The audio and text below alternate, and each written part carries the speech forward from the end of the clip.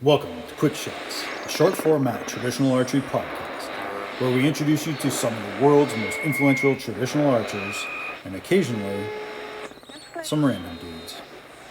What tab are you shooting? Ghost! Ghost tab, obviously.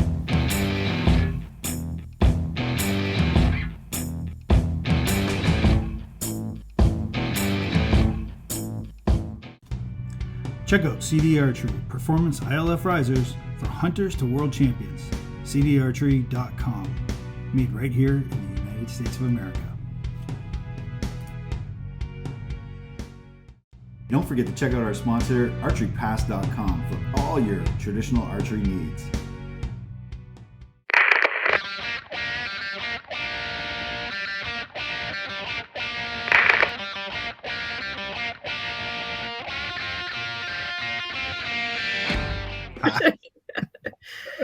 Hey everyone, welcome back to Quick Shots. I'm your host, Mick Chambers. I'm here with Julie Spike Robinson today. And wow, man. Coming off Indoor Nationals, just crushing it out there. I cannot believe you. I cannot believe anyone can score that good. Did you just have a great tournament? I don't know what happened, but it was amazing.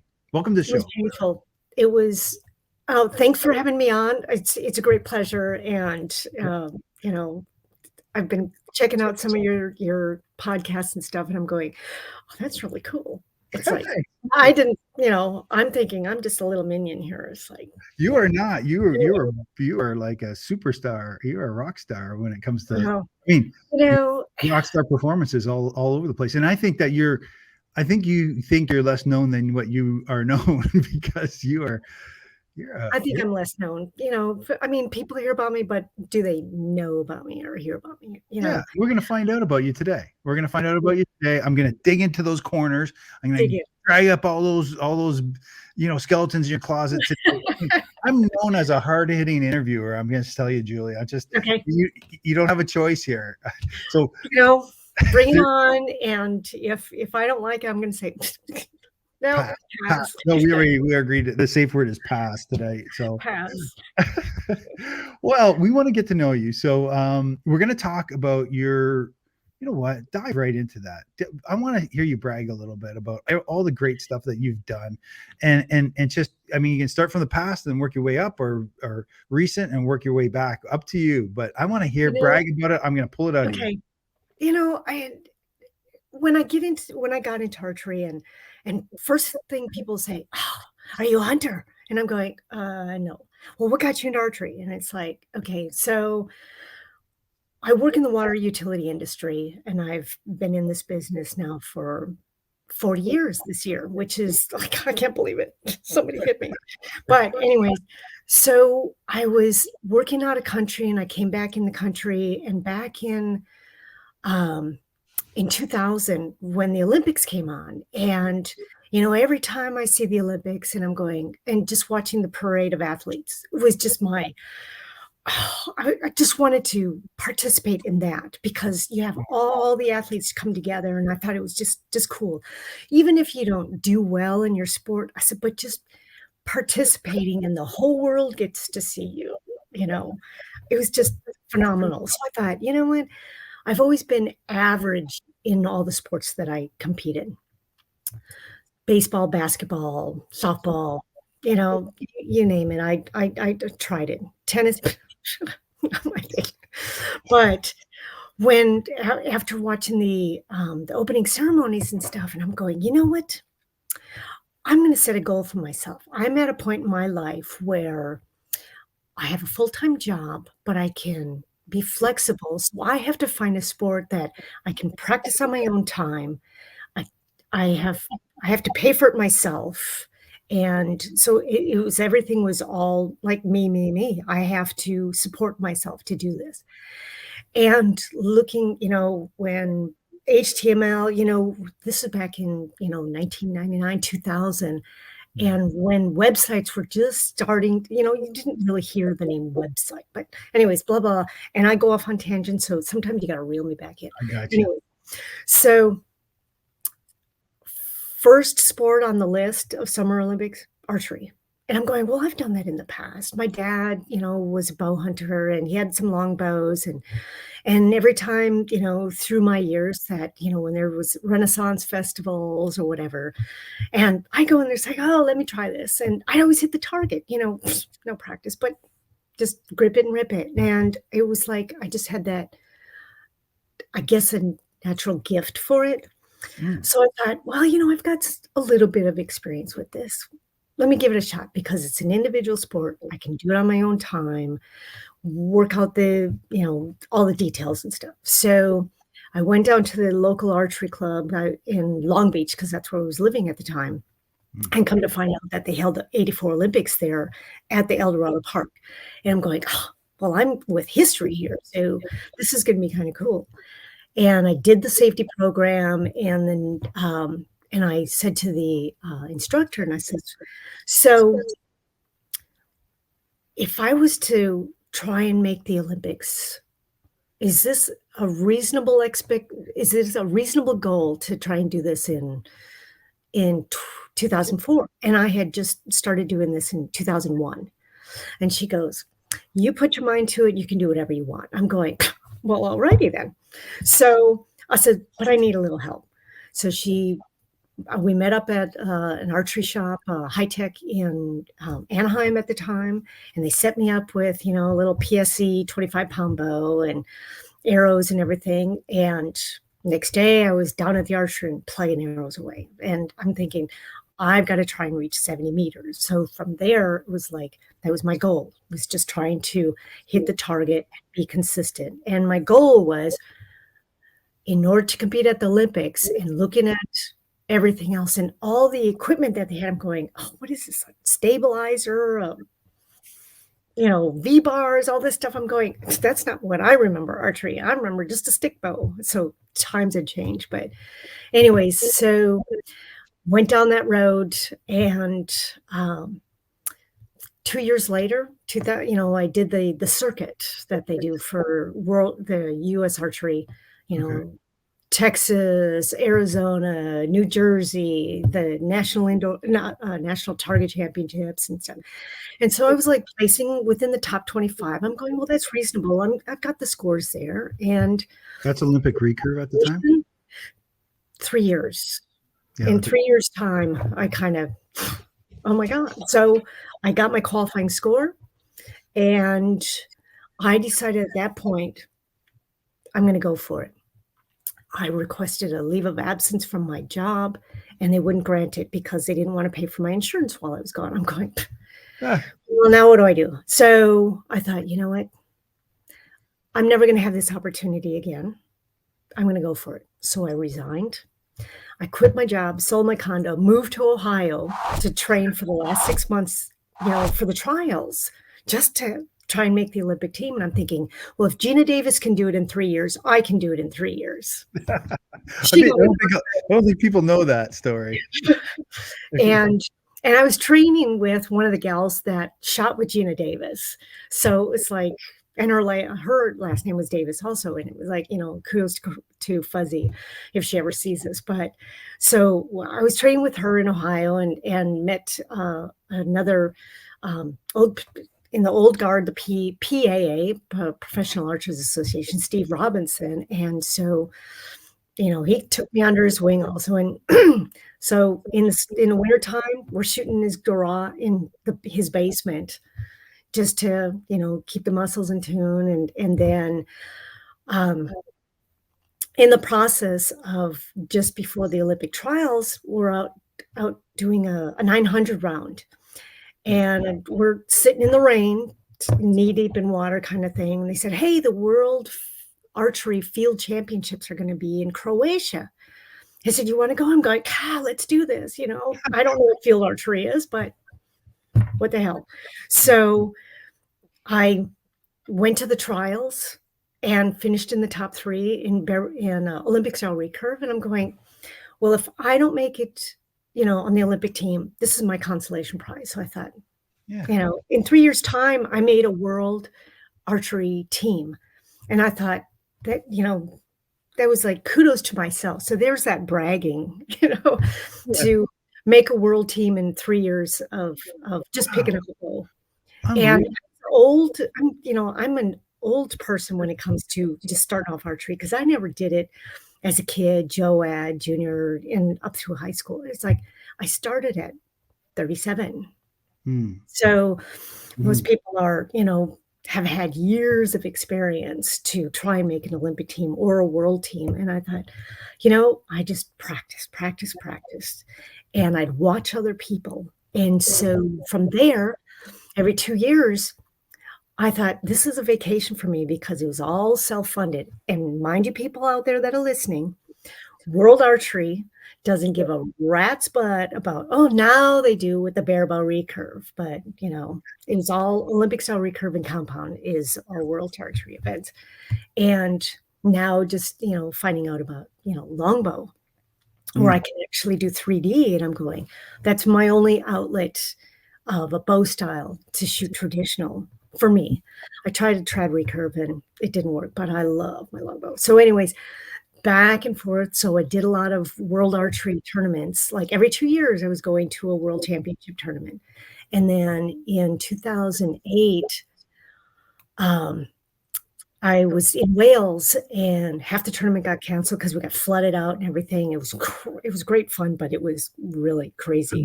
In Wales, that'd be awesome. Qualified to shoot at the World Games and that was in Taiwan in 2009, and finished in the top 4. And so I thought that was a great accomplishment for me. It was like, I at least got on the final stage or close to the final stage. And the cameras just got to me. It was like, oh, I'm shooting across the lake. And and that gets you every time. It's like my first time with cameras in my face. And so it's traumatizing because, you don't have that many people paying attention to you. When you're out on the field doing field archery, you're in your own little confines in your lane of shooting. Mhm. And then when you get to, the final 4, everybody's watching. And I wasn't mentally prepared. I had no experience, but I thought, but it was a great experience. And I don't, deny that on anybody to take that chance and just do it. So moving forward, then, I just kept plugging away. And then I switched to, in 2004, let me rewind a little bit, back in 2006. So I get to Spokane, Washington after some flight delays, not knowing that I was actually going to have the opportunity to shoot because my equipment got lost. Or it Mm. didn't get lost, it just got left behind. And I wanted to make the team to go to Sweden. And I'm like, this is my vacation. I got to go. And there was a gentleman there at the airport while I was waiting for my bags. And he's a bare bow recurve shooter. And he goes, well, I can loan you a bow and you have to shoot bare bow recurve because we don't allow sights. And I'm going, I'm not ready to take the sight off my bow yet. So I sucked it up. My equipment came, get to the practice range that afternoon. I get all sighted in and everything.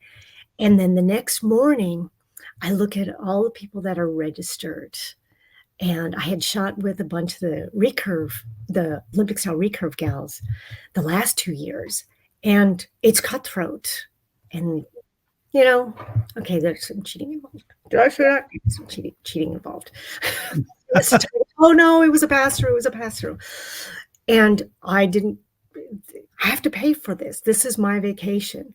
Yeah. There's only 2 gals signed up in the bare bow recurve. And I'm going, well, this is a vacation for me. I automatically have a spot. I just have to shoot 1 arrow. Well, so I asked the official, one of the judges, and I said, if I wanted to switch and shoot a different bow style, he goes, yeah, you can do whatever you want, but you shoot it the rest of the tournament. It's like, okay, fine. I'm switching to bare bow recurve. What do I need to do? And he goes, see that man over there? Mark Applegate. Go to him. He'll tell you what to. So I run over to him and I said, Mark, I'm switching to bare bow recurve.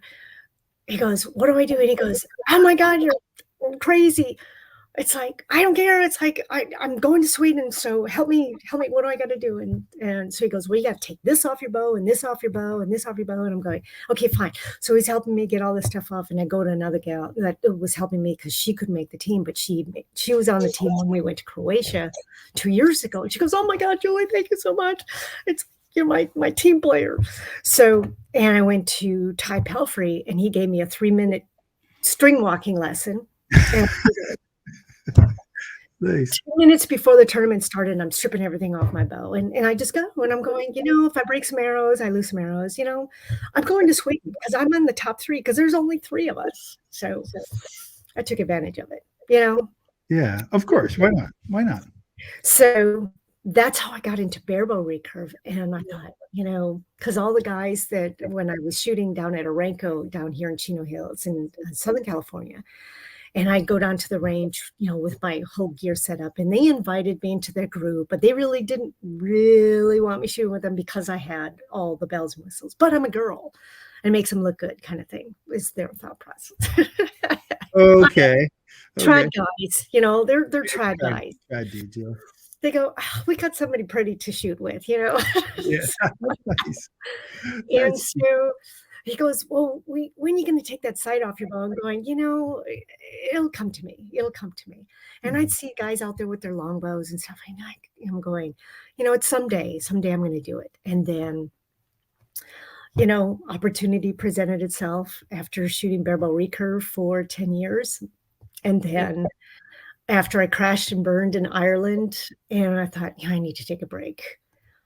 That's when John Demmer showed up on the scene, and now everybody wants to shoot barebow recurve, and it's like, okay, Bob the gods, and it's like, I can't compete with these people because I'm older and I have to work for a living and I can't practice as much to get to be at that level.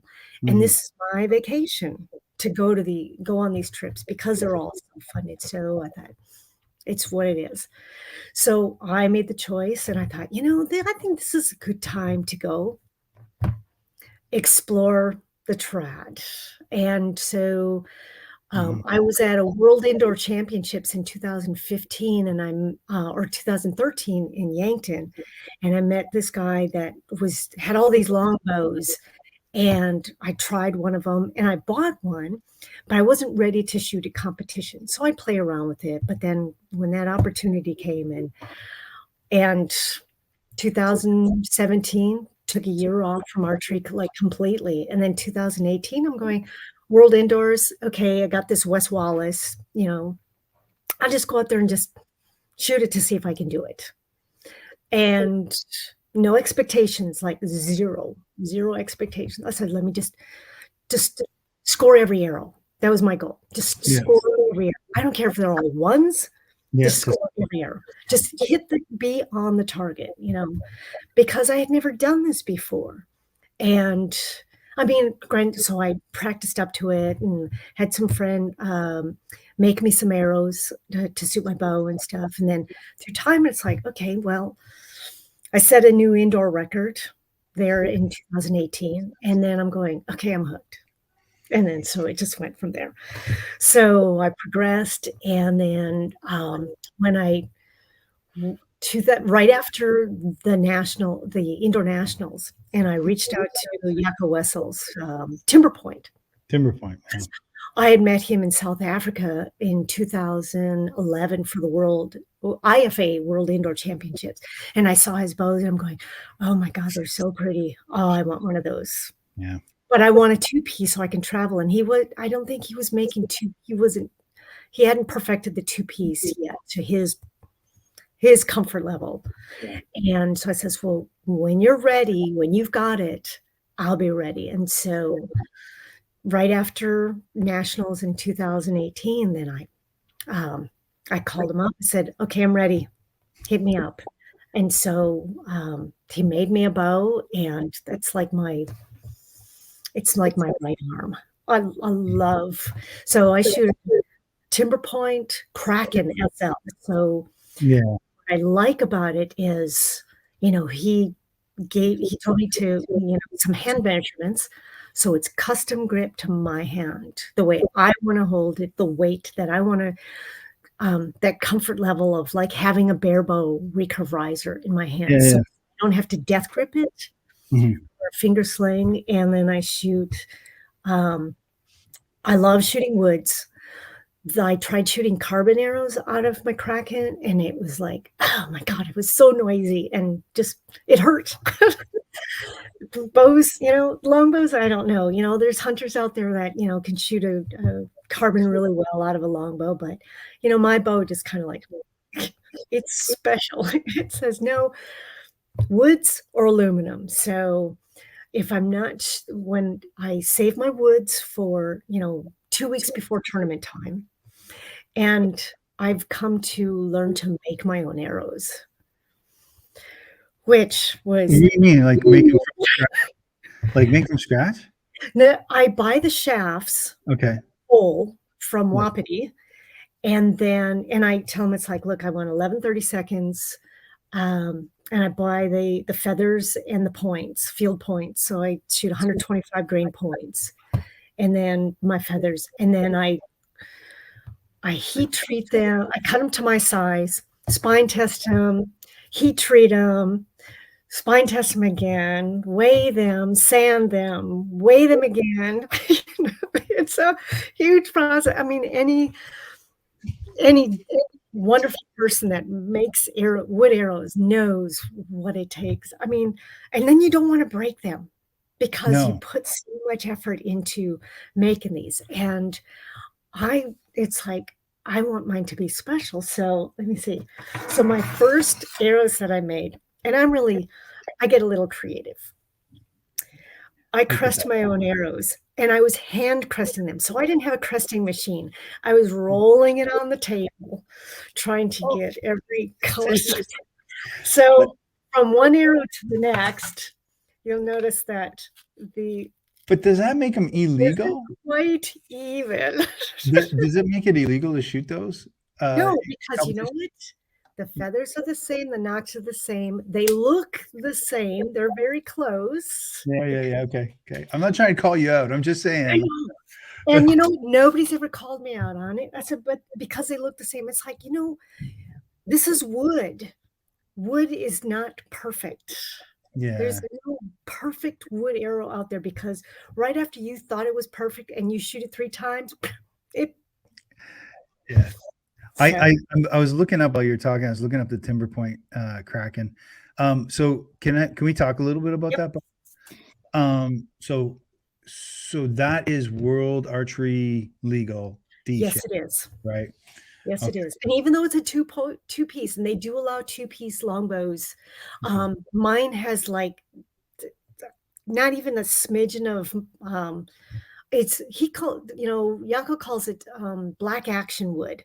It doesn't have the micarta in it. Micarta, or the whatever. Yeah, so there's no carbon in it, so it meets US Archery and World Archery, IFAA, IBO. I told him, it's like, I want a bow that's gonna meet my bone structure, my frame, my weight limit, my draw length, that I can shoot in any one of these types of competitions and be able to break it down and travel with. So we'll put a picture of your bow up here somewhere, because people, Timber Point's fantastic. I mean, that's sort of the Cadillac of longbow competition longbows. I'm hearing, it's amazing, and he does such fabulous work. And I got really lucky when I when I called him and I said, okay, Yako, I'm ready for my longbow, and I had ordered it like at the end of right at the Christmas time of 2019, and 2018, and there was a short period. It only took me 2018, because I still had my I was shooting the West Wallace. But I knew it was going to take, like he said, like 3 months to make, and I got really lucky. He's not really good. Yeah, he's not at 3 months right now. He's at No, he's out like, because he made such a quality bow, but he makes some heavy duty bows out there, and I'm going, I've seen some of them, felt some of them, and it's like, no, this is too heavy for me. But more power to you guys that can, beef up. Yeah, But now they're be not heavy. World Archery legal either. Yeah, So some of them are not, right? And you gotta, but that's a nice bow. What's the weight on your fingers? 38. So you got 38. You're pulling 38 pounds. That's good. Yep. Yes, that's solid. You're hitting everything within World Archery distances, right? Yes. And that's what was really cool is like, oh my God, my point on is like 30 yards, which is like, well, 30, it can be like 33 yards depending on the weight of my arrow. And sometimes I'll fudge it just a little bit so I can get that point on. And it's very helpful because, getting back, to like one of your questions as far as, how do I aim? Okay, so wait, I'll let you finish both. Well, I want you to finish your get up to last, what was it, 3 months ago or a month ago?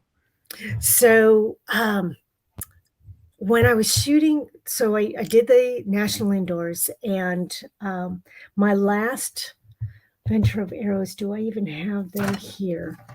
I had made these last year, and so this is very close to it.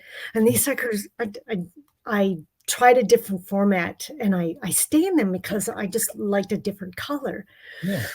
But they were like 10 grains heavier than I was expecting. Was like, oh, so what I'm thinking, I'll use these for indoors, and that way I can get a better point on. Yeah. For 20 yards. So I still haven't found a point on, I haven't gotten the point on. So I'll kind of, when I draw up, I get my arrow on the target, but then, and I've only discovered this doing longbow traditional, is I've become instinctive. And the more I wait for the shot, the better my shot is, because I've given my brain time to think what my eye is seeing. Right. And it's kind of like my eye is my rangefinder. But if I wait, I'm not a snap shooter, so I can't just, speed rounds, I'll lose every time. So I hate novelty shoots that have speed rounds. Right. Shoot animals in 30 seconds. As many arrows into an animal as you can. We usually do that in California, not so much out here. So anyway, so do you aim with both eyes? One eye closed. One eye closed. Yeah, because I tried to do, even when I was shooting Olympics, how recurvent, I tried to put the tape over my glasses and stuff. And I was like, it's double vision. I can't figure out what I'm supposed to be looking at. So I get one eye, and I don't even look over the arrow like a lot of longbow people say, oh, you gotta cant your bow and look over the arrow. It's like, oh no, I'm a straight bow. I don't cant at all. The only time when I can't is if I'm standing on a hillside and the target's on a hill, then you're canting into the hillside, because I learned that from field archery. Yeah. But for longbow, straight up, and I look at the target. So when I draw up, I'll get my arrow at least on the target initially, but then I just settle in, and I have this mental mantra that I have to go through. And sometimes I'm almost saying it out loud to myself, so I get into my brain. Really? What is it? Your time, look at the spot. Take your time, look at the spot. And I have to repeat that in my brain and almost verbally outside. So when I'm standing on the line and down in Chula Vista, and they had the music blaring so loud, it was like I couldn't get into my brain. So I was talking to myself out loud to get into my mental mantra to help me drown out the noise of the music that I don't care for. Yeah. And at least get focused on the target, because otherwise I just lose my shot, and I don't follow through. I don't get a clean release. And, I didn't realize it's when I switched to longbow, I realized this is really 90, 5% mental and 10% and 5% physical. It's like, because once you have really good form, you can have the best form in the world, but if your brain's not engaged, I'm sorry. My opinion, for me, it's like if I'm not paying attention to where I'm needed to be looking at to focus on the shot, especially 3D, that's a challenge because the targets are different from one target to the next. First, you're looking at this big animal. The next target, you're looking at a raccoon, and then you're back to a deer. And then it's, that visual acuity of paying attention to what you're looking at Yeah. is huge. And you have to get in, your brain's got to recognize what you're doing, especially, the World Archery 3D, it's all unmarked. So knowing what 5 yards looks like, and then judging take distance. that and double it, or I take that distance of the target, and then I look at the ground. I'm going, okay, that looks like 5 yards there, and that's 5 yards there. Oh, wait, but I missed. There's a knoll, and it dips back down, and that's how I miss these little ones under the belly, over the back. So, and that's how I, in Italy, oh my God, this last year, I was so you were in Italy, you're on Team USA, right? This was my second time, and I thought I was so prepared for this, but they were supposed to use Reinhardt targets. So I had this visual sense of how far the targets are going to be for a particular distance, and it come to find out Reinhardt couldn't. It's not they couldn't deliver. All the targets got caught in customs. They couldn't get them to the venue. So Italian archery, they're scrounging up animals from all the clubs throughout the country to, bring them to the tournament. And I'm going, what is this? What is that animal? I know. Yeah. We had Alex Melinek on the show, and he was talking about it too. It was kind of crazy. So how did you do at that tournament?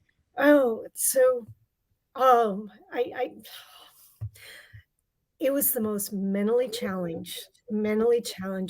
of 3D that I had. It was hard. I mean, the first day, the course wasn't hard. It was just the targets were just at I just wasn't familiar with the targets and the way they were set up. The large targets were farther out than what you'd expect them to be. And the small targets were definitely out 5 to 10 meters farther than you'd expect them to be. I mean, these like little animals, and they're can't shoot this at 20 meters? It was like, I was traumatized. And it was a tough tournament. Everyone has it was, and what helps me, I was physically in shape. So I'm like a mountain goat. I had the right shoes, I had the right gear set up. So I'm used to doing field tournaments and walking in all the tough terrain. Knowing if you have to wear clamp-ons or anything. And I knew it wasn't going to be like that. But, when they said, oh, it's going to be in pasture settings, I'm thinking, oh, we're seeing some pictures that they showed on the website. And I thought it was just going to be pasture fields like it was in Ireland. Mm-hmm. Oh, no. This was pasture, rocky pastures. Hillside pasture. So the animals are so close to the ground. If you missed just under the belly, because broken arrow. The second day I broke 6 arrows in the first 4 targets. Wow. And I'm thinking mentally, it was mentally just like traumatizing. And I'm thinking, I don't know if I've got enough arrows to finish this tournament. I mean, I just want to finish the tournament with 2 arrows in my quiver. Something in your quiver.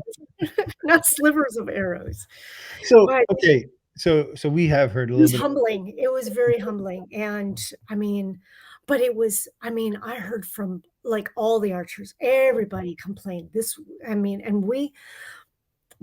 some of the courses were set up. They were more forgiving, But the course that they put the longbow people on, especially the women on the second day, was just wrong. I mean, I'm sorry, I was bitching big time. I'm going, this is wrong. We're shooting wood arrows and we're surrounded by rocks. And if you miss, it's shatter. And I had there was one target that was out in the open. It was uphill. And I'm watching all these guys in front of us shooting. And I'm thinking, I was just like, how am I gonna do this? Okay, engage your brain, engage your brain. And at this point, we're in an open area. So we're stacked up. So there's 3, 4 groups behind you, everybody watching you. Oh, wow. So, oh yeah. And I'm going, okay, just take your time, look at the spot, take your time, look at the spot, just take your time, look at the spot. And I just set in and I hit the animal, and twice. I was the only one that hit that animal twice. Everybody, even the guys, were missing it. Wow. And it was all rock field behind it. I'm going, It was self-preservation at that point. It was like, it's like you couldn't afford to. And I just looked at it. It was just in total amazement. I'm going, just like a sigh of relief. Okay, I've got like 4 targets left. Let me just hit the rest of these targets and just walk away knowing that I finished strong. And that was like a brain breaker, Oh, it was crazy, So why don't can we skip forward a little bit to your last tournament? Let's talk about the last tournament you were in. So the last one I did was National Indoors, and that was down in Chula Vista. I had gone into the tournament, I'm thinking, I've got good arrows, I've got good form. I was what was happening through the we've had a lot of rain here in Southern California, so that really cut my practice time down. I would be able to go down to, we don't have an indoor archery range close to us. So I wasn't allowed to shoot in the house, just to keep my body in tune. And so I was rushing it over, 3-day weekends to just, get into that mode of shooting, 200 plus arrows, because I was crazy enough to go and shoot 2 bow styles.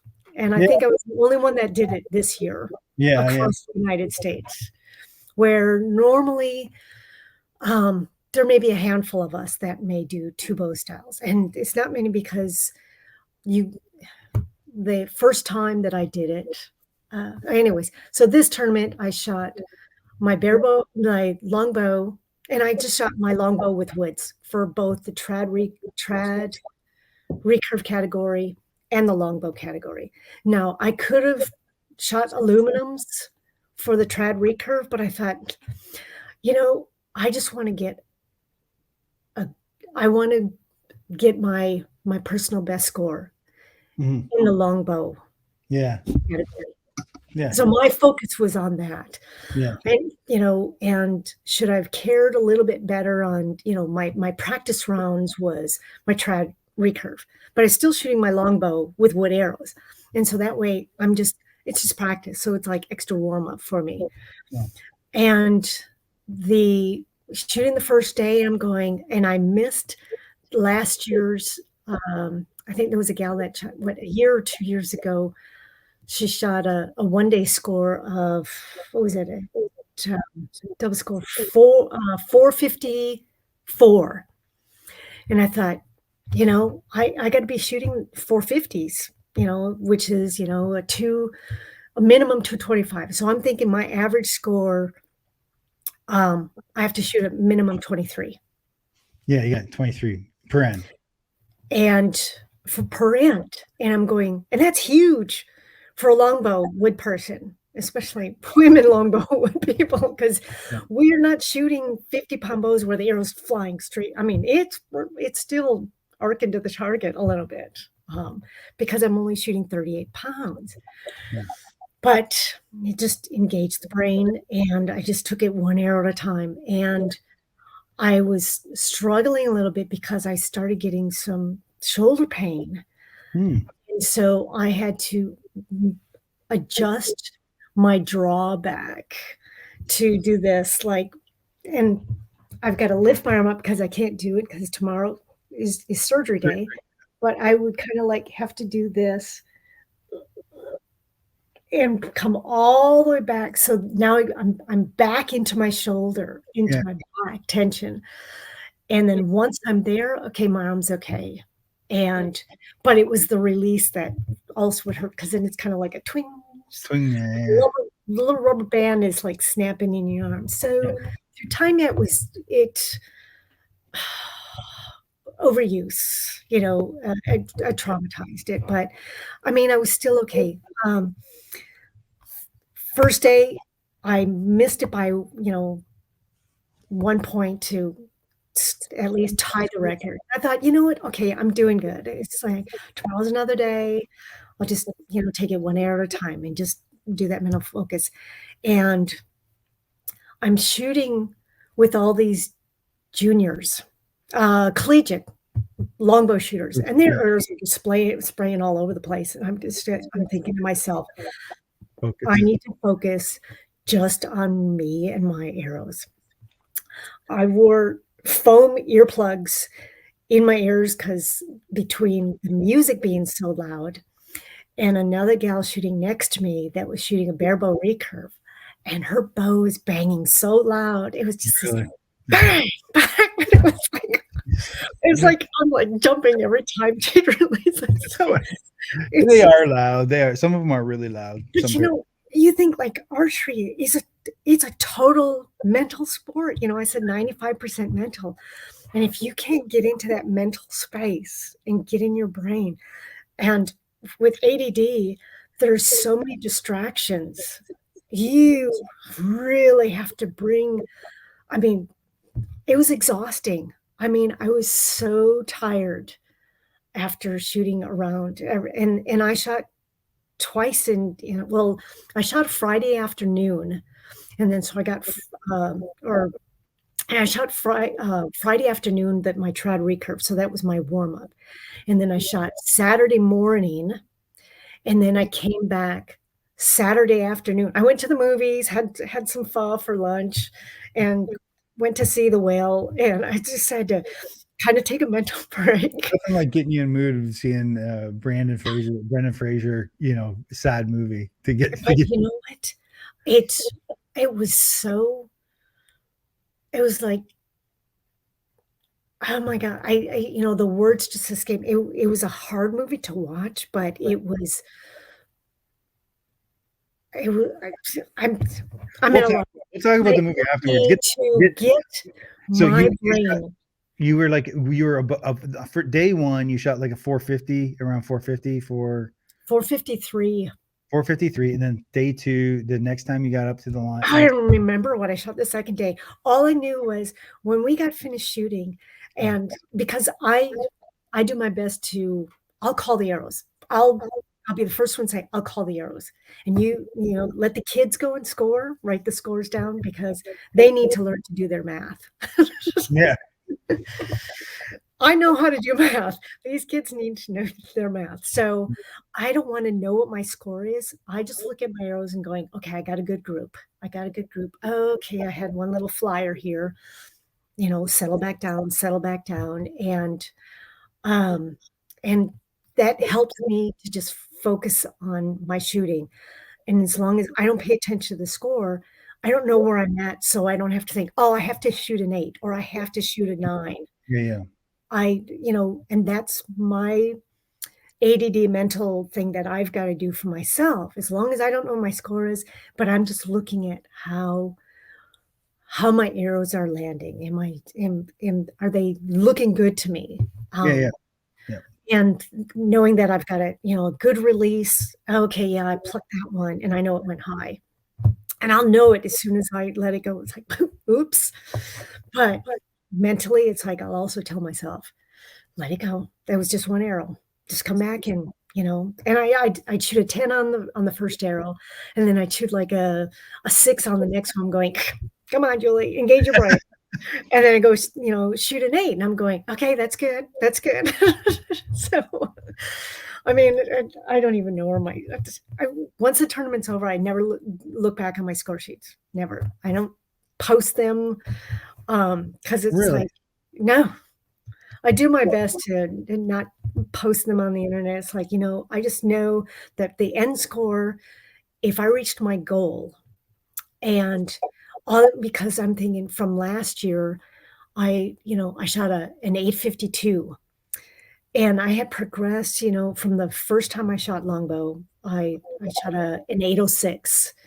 And then the next year I did two bow styles, which was 2019. And when you shoot two bow styles and the same setting, so I shoot 3 arrows and I shot my longbow. This was back in 2019. I shot my longbow and then I shoot my horsebow. Really? And on the same, not on the same shoot, but in the same session. And me and Dan Stafford, we were the only ones, I think, across the United States that shot two bow styles at the same time. So, which was a challenge because we were just trying to keep the traditional numbers up so US Archery doesn't bail on us and say, oh, well, we don't have the numbers, so we're not going to have, we're going to eliminate the trad categories. Right. And it's like, you can't do that. It's like there's still people out there that want to shoot this. Granted, we want more people to shoot it. A lot of people don't like to shoot target because they find it's boring. I says, but you know what? In the wintertime, it's great for working on your form and getting your mental game in play. And then when you go outside, you got it together and, you can have more fun doing field or 3D. So after shooting, two bow styles, the focus was in shooting two different bows. Like I'm shooting off my hand for, 3 arrows, and then I'm shooting with a glove, I had a glove on my hand, but it was like, the feel is not the same. My release is not the same. It's just, but there's something you are like natural. You work hard. I don't want to take anything away from the amount of practice you do, but I do want to get to this. So I know I'm trying to tease this out of you a little bit, and I guess you don't want to say it, but so so I'm going to do it for you. Trad and Longbow National Championship, 54th International National Championship. You scored a 900. Yeah, I'm trying to keep up with the boys. Well, no. I want to go over to the boys. So I'm scrolling over to the boys side. Longbow men, first place in longbow men, 898. So Spike here outshot the boys. So there's no on equal terms. I mean, and I shot two bow styles in the same weekend. You won both the traditional women's bow class in the same weekend and the longbow women's. But you didn't only win. The thing is, you're not getting there for me. Like you're not. Julie not only won the women's longbow, she crushed it, like knocked it out of the park. Like shooting a 900. I just want to put it in perspective. 900. 900. So let's I guess, that's just like shooting two 450s. Back to back. You probably did up and down. It doesn't matter. But anyway, on average, right, on the 2 days. So that is just, I'm going to tell, that's amazing. That's amazing. I set the bar high. Yeah. So I get other women to say, look, you guys can do it. And I'm cracking, the 60 mark. Yeah. So you younger girl, you ladies, women, you guys can do this. You've been doing it a lot longer than I have. I've only been shooting longbow this is now like my sixth year, and I just keep plugging away. And every year I'm thinking, okay, let me see if I can just do a few points better. Well, last year when I shot the 852, and I'm thinking, well, these guys are shooting, 1,000 points. I'm going, I'm averaging out based on when I practice. And when I practice, I have to engage my brain to say, I know practice is going to be a lot higher because I've got no distractions. I'm shooting my backyard. I've got foam animals, and then I've got a foam target for my paper targets, and I have this quiet Zen thing going on. And then you get to a tournament and you have all these distractions. So I want to talk to So you a little bit. I want to get some advice from you. So let me just one more thing here. okay. One more traditional men. Archie Nixon. Oh, he's my rock. Oh my Yeah. God, Archie. He got me to shoot 2 bow styles at the national target, the traditional target championships. I went there the first time and I saw him shooting 2 bow styles, so he'd shoot 6 arrows in the longbow, and then he'd shoot 6 arrows on a barrel recurve, or try recurve. And I'm thinking, well, if he can do it, I can do it. Well, apparently, because so Archie did win the trad men's, but you would think that he would blow you out of the water. He didn't do that much better than you in longbow. So I mean, it's just He shot his personal best too, because I right. congratulated him on that. No, and I love that, and and even our good friend Josh Miller, who we think is just a phenomenal longbow. We think of Josh. You were on the U.S. team with him in Italy. Yep. He's an amazing kid. Love him to death. And you crushed him. I'm just gonna tell him. I'm gonna call him out on this. So you did a fantastic job. Okay, we're getting long on time, so I'm gonna kind of corral you a little bit back in because I need to ask you. I know. I told you it's the ADD thing. no, and I'm floored by how amazing you are as an athlete. So let's talk a little bit about your shooting style. So give us your shot process. Again, I reiterated, you're talking to yourself, but let's talk about it on 3D, because 3D season's coming up here. Indoor's almost over. You got a couple more shoots. Maybe Indoor's over for me. It was over as soon as I finished nationals. So we should mention that you're going in for surgery tomorrow too. Yeah, rotator cuff surgery. So one quick piece of advice. Yeah. If you're just starting into archery, stay tuned to your body. Warm up, do strength training, strength conditioning. Mm-hmm. Don't let it lax. Always stay up on it. Just don't think that you can just shoot arrows and everything will be okay, because we are a one-sided sport. Mm-hmm. And we put all that trauma on one side of our body and the other side. So we're compensating, and it puts the rest of your body out of whack. So personal trainers, I would suggest going to a physical therapist, even if it's just for a few sessions. Any archer, go to a physical therapist, a physiotherapist, because they're going to give you exercises, strength training that's for your whole body, not just what you need to work on for your sport, because it's going to balance your whole body. And in archery, you really use your whole body. And if you're compensating, it's going to suffer, and you're going to have, mine is, long-term use of just years of, 20 years of, pulling the bow back in the same manner. And I wasn't doing enough to keep the rest of my body in tune. So with that, rephrase that. Okay. So then one last, we'll go, the shot process, I think we kind of got, let's move on to I want to know about your, I want to get a tip from you. Like, what would be your, if a new archer, or maybe someone intermediate archer, how can they get better immediately? Do you got any something secret they can try? My secret is, and it's, take your time and have patience. Those are the two key things. No matter what you do, you have to take your time in your shot process, in your bow setup. If you don't take your time and you're just rushing it, you're going to be mediocre. You're not going to get good results. You're going to get frustrated, because there's a lot involved. You have to practice more in traditional than you do in, say, bare bow or compound or Olympic style recurve, because that bow is you. That bow responds to you because you have to be in tune with your bow and your arrows. But you have to take your time and be patient with it. You know, having somebody, you know, get you set up with the right equipment, but you know, what they say is not golden. You have to play around with it yourself.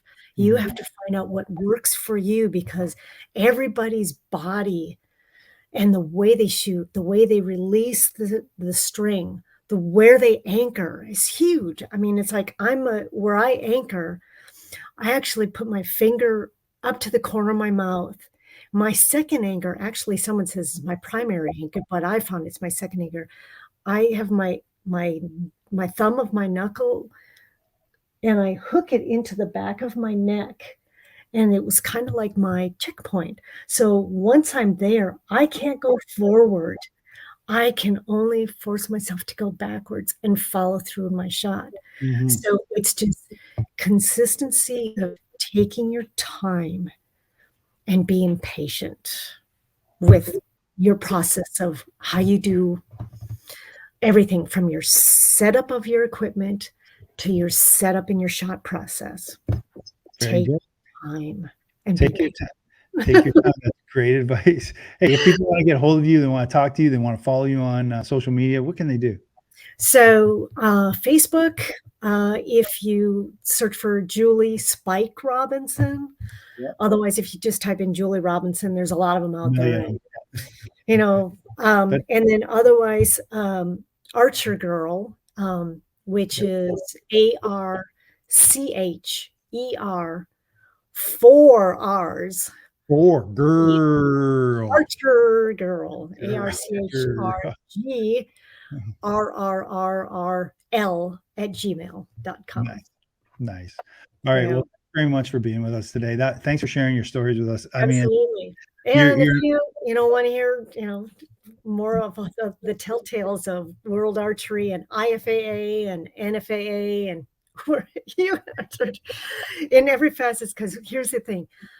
Oh, another thing with traditional, it's like, don't just do target, don't just do 3D. If you have the opportunity, do it all. And I'm working on, I want to do the IBO circuit yet one of these days. I just have to give up 3 months of my time because everything's east of the Mississippi. That's so true. IBO is like, man, you got to get way over here. You got to get in the mountains. You're in West Virginia. You're in Tennessee. You're in Pennsylvania. That's, they only have it where the mountains are. So, I appreciate you being on this. I want to thank everyone for listening and sticking around with us. Thanks to my Patreons and thanks to everyone who supports this channel. And, especially the athletes like you, Julie, we really appreciate you coming on and sharing your stories. And just, you are a rock star. We love you to death. I mean, it's great following you around. So good luck on your surgery. And everyone, hey, drink the good stuff. We'll talk to you soon. Thanks very much, everyone. Thank you. Bye, everyone.